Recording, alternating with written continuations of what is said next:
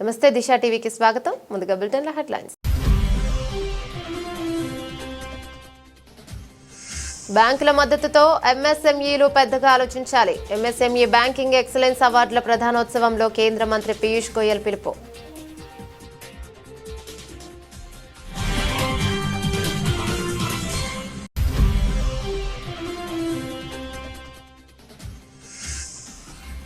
VBG వల్ల అనేక ప్రయోజనాలున్నాయి స్పష్టం చేసిన కేంద్ర వ్యవసాయ శాఖ మంత్రి శివరాజ్ సింగ్ చౌహాన్.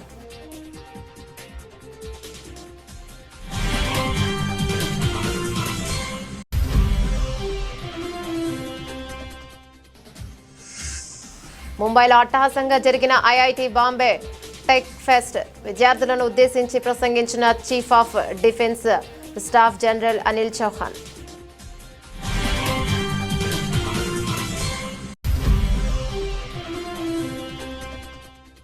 పంచాయతీ ప్రజా ప్రతినిధుల కరదీపికను ఆవిష్కరించిన ముఖ్యమంత్రి రేవంత్ రెడ్డి. పంచాయతీల విధులు బాధ్యతలకు సంబంధించి 292 పేజీలతో కూడిన పుస్తకం.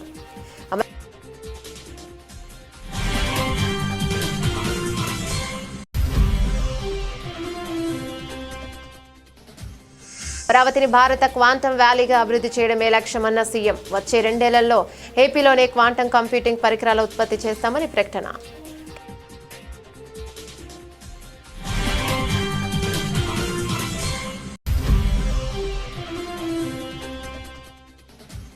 కేసీఆర్ చేసిన వ్యాఖ్యలపై రేవంత్ రెడ్డి విమర్శలు చేయడంపై హరీష్ రావు ఆగ్రహం. తలసరి ఆదాయంలో రాష్ట్రాన్ని దేశానికే తలమానికంగా కేసీఆర్ నిలిపారని వెల్లడి.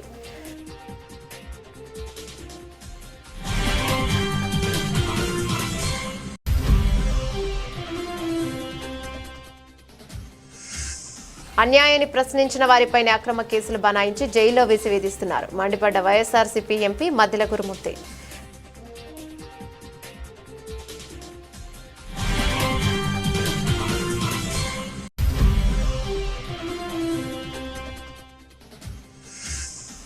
రాజకీయ లబ్ధి కోసం కేసీఆర్ పచ్చి అబద్దాలాడుతున్నారు. మాజీ సీఎంపై ఎంపీ డీకే అరుణ విమర్శలు.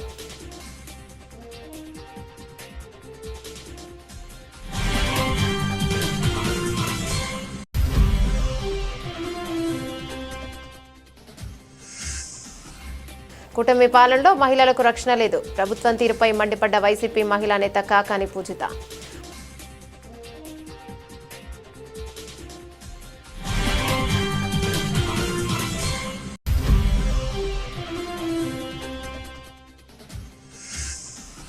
బాక్సాఫీస్ వద్ద దురంధర్ సునామీ. అవతార్ 3 మించి మరి 1000 కోట్ల దిశగా.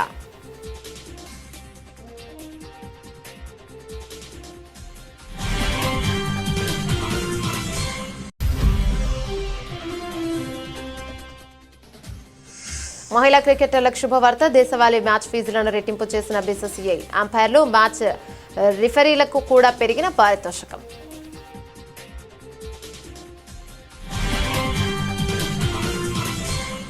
డీటెయిల్స్ చూస్తే chamber of Indian micro, small మరియు మీడియం ఎంటర్ప్రైజెస్ ఆధ్వర్యంలో నిర్వహించిన ఎంఎస్ఎంఈ బ్యాంకింగ్ ఎక్సలెన్స్ అవార్డులు 2025 ప్రధానోత్సవం ఘనంగా జరిగింది. కార్యక్రమానికి ముఖ్య అతిథిగా కేంద్ర మంత్రి పీయూష్ గోయల్ హాజరయ్యారు. సందర్భంగా ఆయన మాట్లాడుతూ గత 11 సంవత్సరాలుగా మోడీ ప్రభుత్వ బ్యాంకింగ్ మరియు ఆర్థిక సేవలను విస్తరించడం ద్వారా ఎంఎస్ఎంఈ పర్యావరణ వ్యవస్థను ఎలా స్థిరంగా బలోపేతం చేసిందో వివరించారు. బ్యాంకుల మద్దతుతో ఎంఎస్ఎంఈలు పెద్దగా ఆలోచించాలని, పెద్ద లక్ష్యాలను సాధించి మరియు భారతదేశ వృద్ధి కథకు శక్తినివ్వడానికి పెద్ద సమ్మేళన సంస్థలుగా మారాలని ఆకాంక్షించారు. ప్రియమైన సోదరులు, సోదరీమణులారా, మళ్ళీ దేశాన్ని తప్పుదారి పట్టించే కుట్ర జరుగుతోంది. ఏం చేస్తున్నారో తెలుసా? మన దేశాన్ని మరోసారి మోసం చేయాలనే ప్రయత్నం. అది మనరేగా పేరిట. నిజమేమిటంటే, వికసిత్ భారత్ జై రామ్జీ యోజన అనేది మనరేగాను మించి వెళ్ళే తదుపరి దశ. నా కార్మిక సహోదరులారా, ఇకపై 100 రోజులు కాదు, ఇప్పుడు చట్టపరమైన హామీ 25 రోజుల ఉద్యోగం. పని దొరకకపోయినా నిరుద్యోగ భృతి ఇవ్వబడుతుంది. ఆ హామీ ఇప్పుడు మరింత బలపడింది. వేతనాలు ఆలస్యమైతే ఆ కార్మికులకు అదనపు పరిహారం కూడా ఇవ్వబడుతుంది. ఈ యోజన కోసం ప్రభుత్వం ప్రతిపాదించిన మొత్తం 1,51,282 కోట్లు రూపాయలు. ఇంత వేల కోట్లు, ఇంత భారీ నిధుల వల్ల ప్రతి గ్రామానికి ఉద్యోగావకాశాలు లభించి గ్రామాల సమగ్ర అభివృద్ధి సాధ్యమవుతుంది. మన లక్ష్యం సొంత ఆదాయం ఉన్న స్వయం పరిపూర్ణమైన పేదరిక రహిత గ్రామాలు. అవే వికసిత్ భారత్కు పునాది అవుతాయి. ఈ పథకం కింద చేపట్టే పనులు నీటి సంరక్షణ, వికసిత భారత్ జీ రామ్జీ యోజన గ్రామీణ ఉపాధిలో మనరేగా కంటే ప్రయోజనాత్మకమైన విప్లవాత్మక అడుగని కేంద్ర వ్యవసాయ శాఖ మంత్రి శివరాజ్ సింగ్ చౌహాన్ తెలిపారు. ఈ విషయమై ఆయన మాట్లాడుతూ విబీజీ రామ్జీ వల్ల అనేక ప్రయోజనాలు ఉన్నాయని అన్నారు. 100 రోజులకు బదులు 125 రోజులు ఖచ్చితంగా పని కల్పించే హామీని ఆ నిర్ణీత సమయంలో పనిలేని పక్షాన నిరుద్యోగ భృతి కల్పించనున్నట్లు తెలిపారు. గ్రామీణ స్థాయిలో ఉపాధి అవకాశాలను పెంచే ఈ పథకంపై విపక్షాలు విషం చెమ్మడం దురదృష్టకరమని పేర్కొన్నారు. రాజకీయ కారణాల వల్ల కాంగ్రెస్ పార్టీ వారి మిత్ర పక్షాలు సృష్టిస్తున్న అపోహలను నమ్మవద్దని ప్రజలకు విజ్ఞప్తి చేశారు. Prime Minister Narendra Modi was always conscious of the difficulties that MSMEs face, of the difficulties that small entrepreneurs face when they needed a loan. And therefore, if you recall, in the first year itself, a committee was set up, and I think probably within the first year, the Mudra loan scheme was launched. When COVID hit India, Prime Minister was conscious that it is the small borrowers who will have the greatest difficulty. When we came up with this credit guarantee fund to ensure that adequate funds were available to tide over difficult times without having to provide additional collateral security or guarantees, the government became the guarantor of those loans to the MSME sector. In Mudra loan, and I do hope all the bankers are making sure that you give the Mudra loans, 70% of the Mudra loans were given to women entrepreneurs or women borrowers, 68 to 70%. Without any guarantee, without any collateral, to help them start a small business, to help them come up in life. The Swanidhi Yojana is also run by the banks, so that small hawkers, ठेला फेरी में जो छोटा छोटा कमाई करते हैं, उनको भी हम अपने पैरों पे खड़े होने में योगदान दे सकें.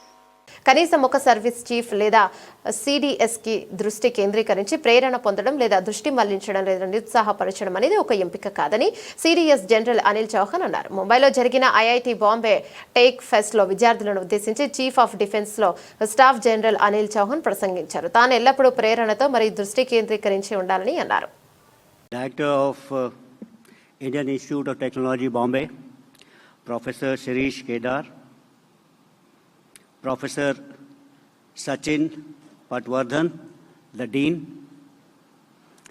senior faculty members, heads of departments, distinguished guests, friends for the media, and dear students. A very good evening to all of you.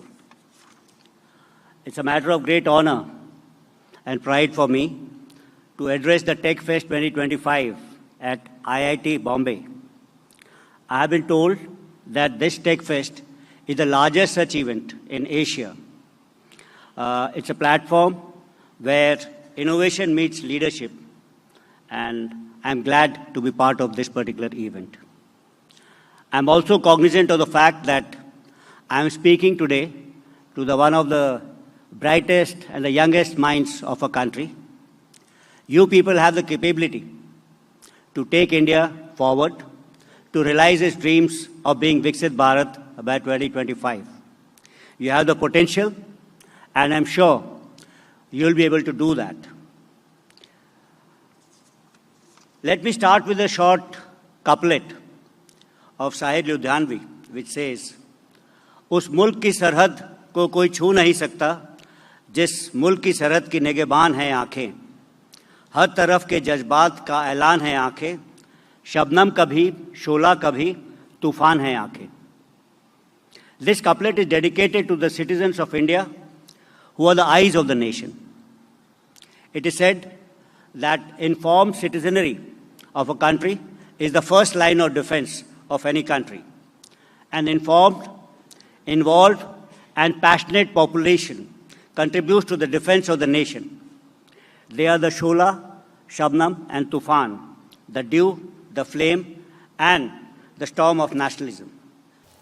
గ్రామ పంచాయతీ ప్రజాప్రతినిధుల నిధులు బాధ్యతలకు సంబంధించి సమగ్ర సమాచారంతో రూపొందించిన గ్రామ పంచాయతీ ప్రజాప్రతినిధుల కరదీపికను ముఖ్యమంత్రి రేవంత్ రెడ్డి ఆవిష్కరించారు. పంచాయతీరాజ్ చట్టం 2018 ప్రకారం గ్రామ పంచాయతీల విధులు బాధ్యతలకు సంబంధించి 292 పేజీలతో తెలంగాణ గ్రామాభివృద్ధి సంస్థ TGIRD ఈ పుస్తకాన్ని రూపొందించింది. ఆవిష్కరణ కార్యక్రమంలో మంత్రులు ఉత్తమ్ కుమార్ రెడ్డి, సీతక్క, జూపల్లి కృష్ణారావు, కొండా సురేఖ, పొంగులటి శ్రీనివాసరెడ్డి, వాక్టి శ్రీహరి, ప్రభుత్వ సలహాదారు సుదర్శన్ రెడ్డి, ప్రభుత్వ అధికారులు ఉన్నారు. కరదీపిక గ్రామ ప్రభుత్వం పంచాయతీ ప్రజాప్రతినిధులకు అందించనుంది.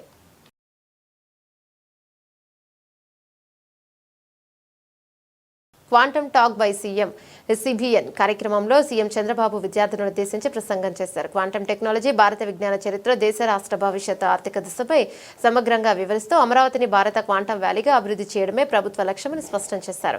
ప్రెజెంటేషన్ ద్వారా క్వాంటమ్ ప్రోగ్రాంలోని కీలక అంశాలను వివరించిన సీఎం యువతని ఈ అవకాశాన్ని సద్వినియోగం చేసుకోవాలని పిలుపునిచ్చారు.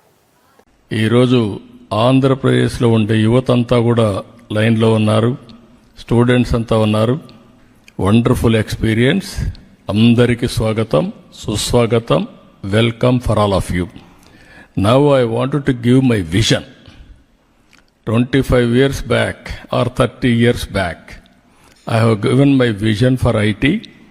Today I am given for my vision for quantum computing and deep technologies. If you see here, we are all talking Silicon Valley. Anybody will have any new ideas, will go to Silicon Valley. That is a matured mechanism for mentoring, venture capital, and launching the company. That is how everybody is going to Silicon Valley for launching and also their future. Now I am talking Quantum Valley. This is where Silicon Valley to Quantum Valley. Now anybody wanted to launch any knowledge companies or any technologies, they have to come to Amaravati. It is going to happen. That is how we are going to build in future. BRS అధినేత కేసీఆర్ చేసిన వ్యాఖ్యలపై రేవంత్ రెడ్డి విమర్శలు చేయడంపై హరీష్ రావు ఆగ్రహాన్ని వ్యక్తం చేశారు. తెలంగాణ భవన్లో ఏర్పాటు చేసిన మీడియా సమావేశంలో మాట్లాడుతూ రాష్ట్ర ప్రయోజనాల కోసమే బీఆర్ఎస్ అధినేత కేసీఆర్ మాట్లాడారని అన్నారు. కేసీఆర్ పాలనలో రాష్ట్రం ఆర్థికంగా పరిపుష్టి సాధించిందని అన్నారు. బీఆర్ఎస్ హయాంలో తెలంగాణ అద్భుత ఆర్థిక ప్రగతి సాధించిందన్నారు. జీఎస్డీపీ తలసరి ఆదాయంలో రాష్ట్రాన్ని దేశానికే తలమానికంగా కేసీఆర్ నిలిపారని అన్నారు. 3 రెట్ల జీఎస్డీపీ తలసరి ఆదాయం పెరిగిందని వెల్లడించారు. కానీ మంత్రి ఉత్తమ్ కుమార్ రెడ్డి నీటిపారుదల శాఖ మంత్రి అయి 2 ఏళ్లైనా ఇంకా ప్రిపేర్ కాకుండా సభకు వస్తున్నారని విమర్శించారు. నిన్న రేవంత్ రెడ్డి అన్ని అబద్ధాలే. కాళేశ్వరం లేకుండానే ఈ రాష్ట్రమట ధాన్యం ఉత్పత్తిలో దేశంలో నంబర్ 1 చేసినట్టు నువ్వు చేసినావు. నువ్వు రాకముందే 2022-23 ఇది అఫీషియల్ డాటా. 2022-23లోనే 258 లక్షల మెట్రిక్ టన్నుల ధాన్యం ఉత్పత్తి చేసి దేశంలో తెలంగాణను నంబర్ 1గా నిలిపిందే కేసీఆర్ ప్రభుత్వం ఇన్ ద ఇయర్ 2022-23. అప్పుడే ఇన్ని వడ్లు కొనలేమంటేనే కదా ఢిల్లీకి పోయి మేము ధర్నాలు చేసింది కేసీఆర్ గారి నాయకత్వంలో. ఇవాళ ధాన్యం సేకరణలో కూడా 2020-21లో 141 లక్షల మెట్రిక్ టన్నుల ధాన్యం సేకరించి నంబర్ 1గా నిలిచిందే తెలంగాణ. ఇంత నువ్వు వచ్చినాక ఎప్పుడు సేకరించలే. ఈరోజు కూడా కాళేశ్వరం ప్రాజెక్టు నీళ్ళే పంటలు పండుతున్నాయి.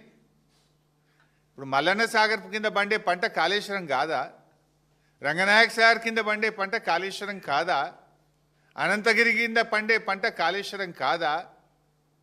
అవన్నీ కాళేశ్వరంకి దేర్ ఆర్ 3 సోర్సెస్. ఒకటి, బాగా పంట వర్షాలు పడితే ఎస్ఆర్ఎస్పి నుంచే కాళేశ్వరం నీళ్లు వాడతాం. మధ్య తరహా వర్షాలు పడితే ఎల్లంపల్లి నుంచి నీళ్లు వాడతాం. కరువు పరిస్థితులు వస్తే మేడిగడ్డ నుంచి నీళ్లు వాడతాం. గత 2 సంవత్సరాలుగా వర్షాలు పడ్డాయి కనుక ఇటు ఎల్లంపల్లి అటు ఎస్ఆర్ఎస్పి నుంచే కాళేశ్వరం మోటార్లు ఆన్ చేసినాం. కాళేశ్వరం ద్వారా రిజర్వాయర్లు నింపినాం. కాళేశ్వరం ప్రాజెక్టు ద్వారా లక్షల ఎకరాలకు ప్రత్యక్షంగా పరోక్షంగా సాగునీరు అందించినాం. ఎందుకు ఆ చిల్లర మాటలు మాట్లాడతావు?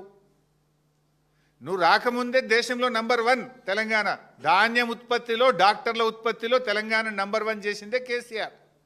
రాష్ట్రంలో దళితులపై దాడులు, అణచివేత చర్యలు, ఆందోళనకర స్థాయిలో పెరిగిపోతున్న పరిస్థితులపై జాతీయ ఎస్సీ కమిషన్ సభ్యుడు రామచందర్ పత్రికాముఖంగా స్పందించారు. సందర్భంగా ఆయన తెనాలిలో దళితుడిపై పోలీసులు పాశవికంగా దాడి చేసిన అంశాన్ని సుమోటోగా కేసు నమోదు చేసినట్లు తెలిపారు. ఖైదీలా ఉండగా ఈ అంశంపై వైఎస్ఆర్సీపీ ఎంపీ మధ్యల గురుమూర్తి స్పందిస్తూ జాతీయ ఎస్సీ కమిషన్ సభ్యుడు సీరియస్ గా స్పందించడం చూస్తుంటే కూటమి ప్రభుత్వం ఏర్పడ్డాక రాష్ట్రంలో పరిస్థితి ఎంత తీవ్రంగా మారిందో అర్థం చేసుకోవాలన్నారు. దళితులపైనే దాడులు చేసి వారిపైనే కేసులు పెడుతున్నారని ఆయన ఆవేదన వ్యక్తం చేశారు. అన్యాయాన్ని ప్రశ్నించిన వారిపై కేసులు, అక్రమ కేసులు బనాయించి జైల్లో వేసి వేధిస్తున్నారని మండిపడ్డారు. చుండూరు, కారంచెడు, తెనాలి, చీరాల వంటి అనేక వరుస సంఘటనల్లో దళితులపై దాడులు జరిగాయని పేర్కొన్నారు. జాతీయ ఎస్సీ కమిషన్ అధికారులకి ప్రత్యేకంగా కృతజ్ఞతలు తెలియజేస్తున్నాను. ఎందుకంటే ఈరోజు సీరియస్గా యాక్ట్ చేసినందుకు. ఆంధ్ర రాష్ట్రంలో కూటమి ప్రభుత్వం అధికారంలోకి వచ్చినప్పటి నుంచి మొదటగా అంబేద్కర్ గారి యొక్క విగ్రహం మీద దాడి చేసే దగ్గర నుంచి కంటిన్యూగా ఎస్సీల మీద దాడులు జరుగుతూనే ఉన్నాయి. నిరంకుశంగా దళితుల్ని అలచివేస్తూ ఉన్నారు. ఇది సాక్షాత్తు జాతీయ ఎస్సీ కమిషన్ వారు ఈరోజు పత్రికా ముఖంగా విలేకరుల సమక్షంలో ఈ విషయాన్ని చెప్పడం జరిగింది. అంటే దీన్ని బట్టి మనకు అర్థమయ్యేది ఏంటంటే ఈ కూటమి ప్రభుత్వం, తెలుగుదేశం ప్రభుత్వం అధికారంలోకి వచ్చిన తర్వాత ఎక్కడైనా కూడా ఏ చిన్న తప్పులకు కూడా ఎస్సీల మీద పాశవికంగా వాళ్ళ యొక్క పవర్స్ అన్నీ ఉపయోగించి వాళ్ళ మీదే దాడులు చేయడం, వాళ్ళ మీదే కేసులు పెట్టేయడం, వాళ్ళకి ఎవరైతే గొంతు విప్పి మాట్లాడుతున్నారో, అన్యాయాలను ఎదిరిస్తున్నారో వాళ్ళ మీద కేసులు పెట్టేయడం, అణచివేయడం, జైల్లో వేసేయడం.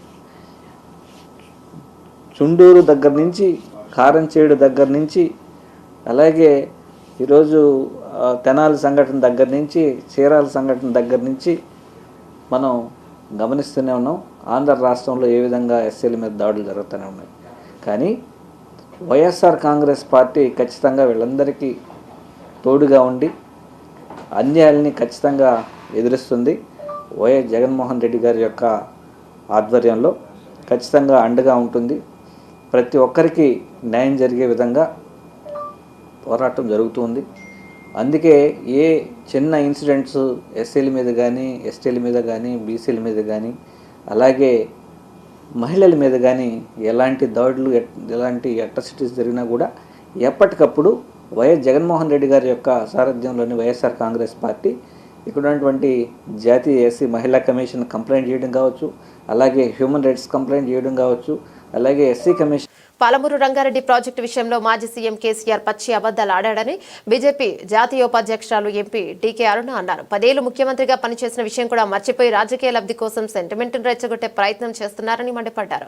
దశాబ్దం పాటు ముఖ్యమంత్రిగా పాలమూరు జిల్లాకి ఏం వరగబెట్టారని ప్రశ్నించారు. సోమవారం తన నివాసంలో డీకే అరుణ మీడియా సమావేశంలో మాట్లాడుతూ పాలమూరు రంగారెడ్డి ప్రాజెక్టు డిజైన్లు మీరు ఎందుకు మార్చారు? జూరాల నుంచి నీటిని తీసుకోవాలని రిటైర్డ్ ఇంజనీర్ సిఫార్సులు చేసినా మేము పదే విజ్ఞప్తి చేసినా ఎందుకు పట్టించుకోలేదు? జూరాల ప్రాజెక్టులో నీళ్ళెక్కడున్నాయని, నాడు సీఎంగా ఉన్నాయని, ఇక నీళ్ళెక్కడ ఉన్నాయి సీఎంగా మీరు ప్రశ్నించలేదా? కృష్ణా జిల్లాలో తెలంగాణకు 535 టీఎంసీల వాటా రావాల్సి ఉండగా 299 టీఎంసీలకి అంగీకరించి అపెక్స్ కౌన్సిల్ సమావేశంలో సంతకం చేసిన మాట వాస్తవం కాదా అని నిలదీశారు. ఆనాడు బీఆర్ఎస్ ప్రభుత్వం పూటకు డిపిఆర్ పంపిందన్నారు. అది తప్పుల తడకగా ఉండడంతో సరిచేసి పంపించాలని కేంద్రం సూచించి ఉండవచ్చని పేర్కొన్నారు. కేసీఆర్ గారు మాట్లాడిన మాటలన్నీ అబద్ధమే, పచ్చి అబద్ధమే. ప్రజలకు తెలియజేయడానికి ఈరోజు ఈ మీడియా సమావేశాన్ని, ఈ వాస్తవాలని ప్రజలకు తెలియజేయాలనే ఉద్దేశంతో ఈ సమావేశంలో మరి మాట్లాడడం జరుగుతుంది. ప్రజలందరూ కూడా గమనించాలా, పాలమూరు ప్రజలందరూ ముఖ్యంగా గమనించాలి. ఆయన ప్రతి మాట అబద్ధాలే. ప్రజల లోపలే సెంటిమెంట్ రెచ్చగొట్టాలా, దాని మీద లబ్ధి పొందాలా, రాజకీయ లబ్ధి కోసమే ఆయన ఎప్పుడు కూడా ఆశిస్తూ ఉంటాడు. ఆయన మాట్లాడే మాటలు మేము అధికారంలో ఉన్నామా? ఈడ ఉన్నట్టు ఆయన ఏం పని చేసిండు ఆనాడు, ఇప్పుడున్న ముఖ్యమంత్రి ఏం పని చేస్తున్నాడు? Return Bharatiya Janata party return ఎందుకు పంపుతున్నారు? జీపీఆర్ లేకుండానే అనేక సార్లు ఢిల్లీకి పంపిండు ఈ కేసీఆర్ గారు ముఖ్యమంత్రిగా. పాలమూరు రంగారెడ్డికి డిపిఆర్లే లేకుండా పంపితే ఎట్లకెళ్ళి అనుమతులు వస్తాయండి? తమ చేతుల్లో తప్పులు పెట్టుకొని వేరే వాళ్ళ మీద బట్టగాలు చేసినటువంటి నైజాం కేసీఆర్కి అప్పుడు ఉంది, ఇప్పుడు ఉంది, ఎప్పుడు ఉంది.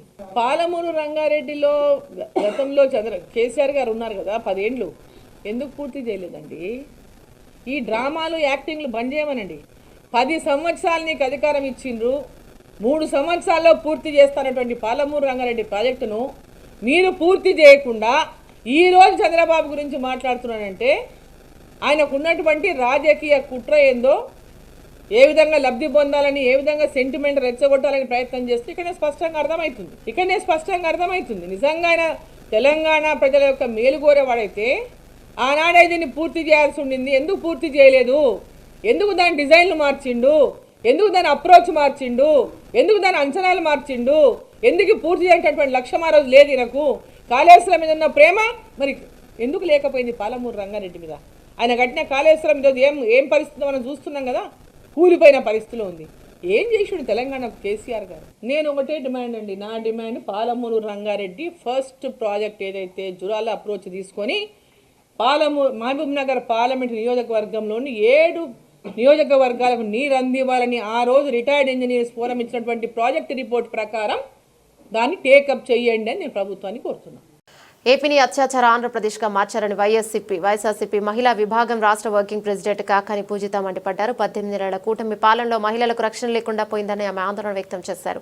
మంగళగిరిలో 13 ఏళ్ల బాలికపై 4 వ్యక్తులు అత్యాచారం చేశారంటే పరిస్థితి ఎలా ఉందో అర్థం చేసుకోవచ్చన్నారు. ప్రభుత్వం పోలీసులు ప్రజల రక్షణకు కాకుండా ప్రతిపక్షాన్ని అణిచివేసేందుకు ఉపయోగించుకుంటోందని ధ్వజమెత్తారు. రాష్ట్రంలో శాంతి భద్రతలు లేవని చెప్పడానికి ఇటీవల కేంద్ర హోంమంత్రి అమిత్ షా రాసిన లేఖే నిదర్శనమన్నారు. నెల్లూరులోని వైఎస్ఆర్ కాంగ్రెస్ పార్టీ కార్యాలయంలో సోమవారం వైఎస్ఆర్సీపీ మహిళా విభాగం రాష్ట్ర వర్కింగ్ ప్రెసిడెంట్ కాకాని పూజిత మీడియాతో మాట్లాడుతూ కూటమి ప్రభుత్వ తీరును ఎండకట్టారు.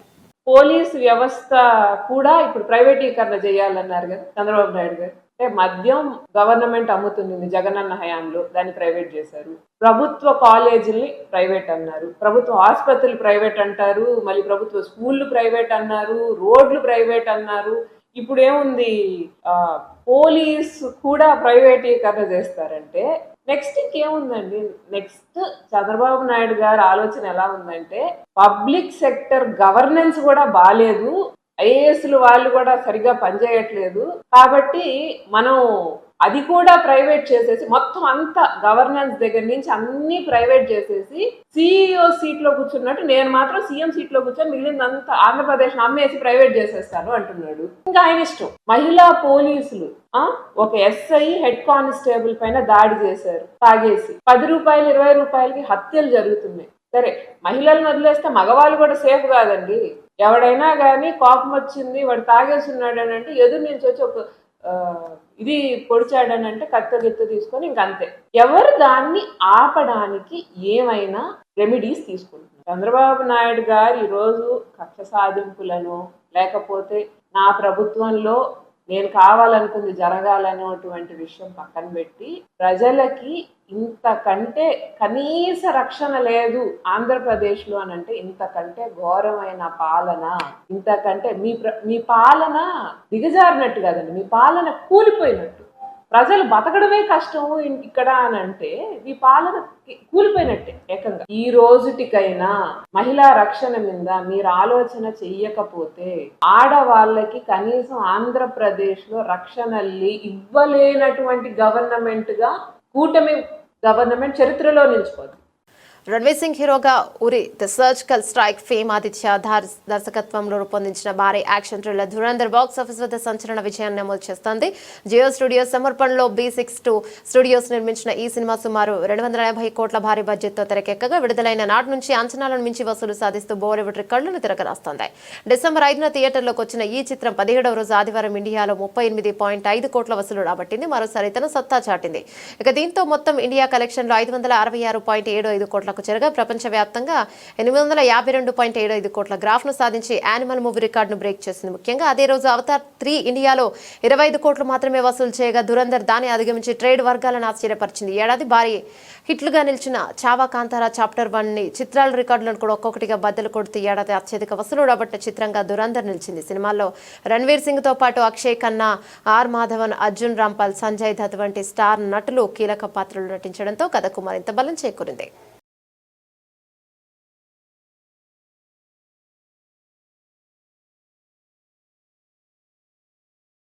భారత మహిళల క్రికెట్కు బీసీసీఐ పెద్ద ప్రోత్సాహం ఇచ్చింది. ఇటీవల భారత్ మహిళల జట్టు తొలి వన్డే ప్రపంచ కప్ను గెలుచుకున్న నేపథ్యంలో దేశవాళీ క్రికెట్లో మహిళా ఆటగాళ్లు అధికారుల మ్యాచ్ ఫీజులను గణనీయంగా పెంచుతూ బీసీసీఐ కీలక నిర్ణయం తీసుకుంది. భారీ పెంపును బోర్డు అత్యున్నత సంస్థ అయిన అపెక్స్ కౌన్సిల్ ఆమోదం తెలిపింది. దేశవాళీ క్రికెట్ వ్యవస్థలో మరింత న్యాయమైన వేతన నిర్మాణాన్ని తీసుకురావడమే దీని లక్ష్యమని బీసీసీఐ స్పష్టం చేస్తుంది. సవరించిన వేతనాల ప్రకారం సీనియర్ మహిళా దేశవాళీ క్రికెటర్లు ఇప్పుడు మ్యాచ్లో ఒక్క రోజుకు 50,000 నుంచి 60,000 వరకు సంపాదించనున్నారు. ఇప్పటి వరకు ఇస్తున్న 20,000 రిజర్వులకు ఇక 10,000తో పాటు పోలిస్తే ఇక భారీ పెరుగుదల. వన్డేలు బహుళ రోజుల టోర్నీలో ప్లేయింగ్ 11లో ఉండే ఆటగాళ్లకు 50,000 చెల్లించనుండగా రిజర్వ్ ప్లేయర్లకు 25,000 అందనుంది. జాతీయ స్థాయి T20 టోర్నీలో ప్లేయింగ్ 11 ఆటగాళ్లకు మ్యాచ్ 25,000 రిజర్వర్లకు ఇక రోజుకి 25,000 రిజర్వులకు 12,500 చెల్లిస్తారు. ఒక సీజన్లో అన్ని ఫార్మాట్లలో ఆడే అగ్రశ్రేణి మహిళా క్రికెటర్ ఇప్పుడు ఏడాదికి 12 లక్షల నుంచి 14 లక్షల వరకు సంపాదించే అవకాశం ఉందని బీసీసీఐ అధికారులు తెలిపారు.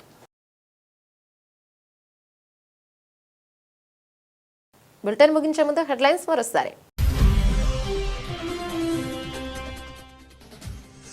బ్యాంకుల మద్దతుతో ఎంఎస్ఎంఈలు పెద్దగా ఆలోచించాలి. ఎంఎస్ఎంఈ బ్యాంకింగ్ ఎక్సలెన్స్ అవార్డుల ప్రధానోత్సవంలో కేంద్ర మంత్రి పీయూష్ గోయల్ పిలుపు.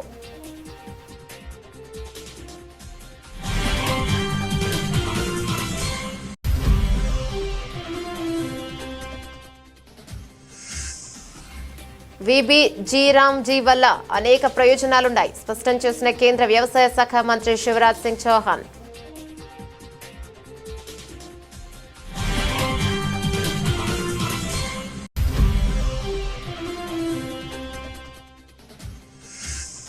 ముంబైలో అట్టహాసంగా జరిగిన ఐఐటి బాంబే టెక్ ఫెస్ట్ విద్యార్థులను ఉద్దేశించి ప్రసంగించిన chief of defence staff general Anil Chauhan.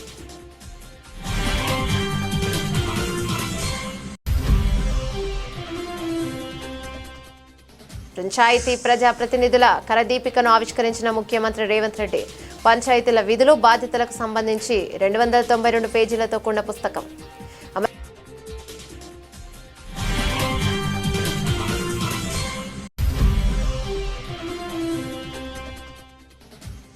అమరావతిని భారత క్వాంటం వ్యాలీగా అభివృద్ధి చేయడమే లక్ష్యమన్న సీఎం. వచ్చే 2 ఏళ్లలో ఏపీలోనే క్వాంటం కంప్యూటింగ్ పరికరాల ఉత్పత్తి చేస్తామని ప్రకటన.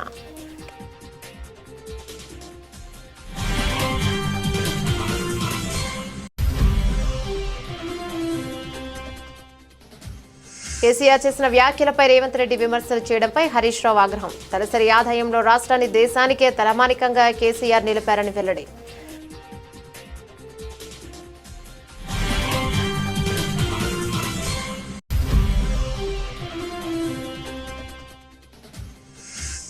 అన్యాయాన్ని ప్రశ్నించిన వారిపైనే అక్రమ కేసులు బనాయించి జైల్లో వేసి వేధిస్తున్నారు. మండిపడ్డ వైఎస్ఆర్సీపీ ఎంపీ మద్దిల గురుమూర్తి.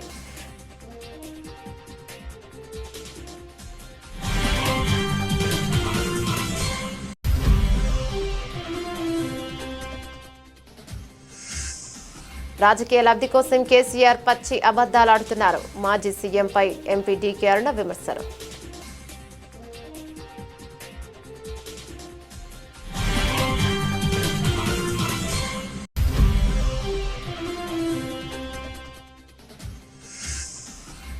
కూటమి పాలనలో మహిళలకు రక్షణ లేదు. ప్రభుత్వం తీరుపై మండిపడ్డ వైసీపీ మహిళా నేత కాకాని పూజిత.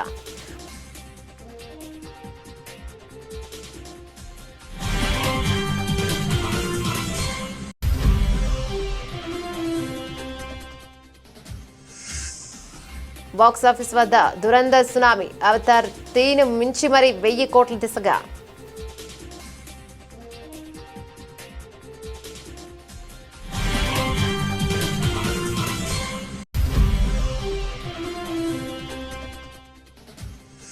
మహిళా క్రికెటర్లకు శుభవార్త. దేశవాళీ మ్యాచ్ ఫీజులను రెట్టింపు చేసిన బీసీసీఐ. అంపైర్లు, మ్యాచ్ రిఫరీలకు కూడా పెరిగిన పారితోషికం.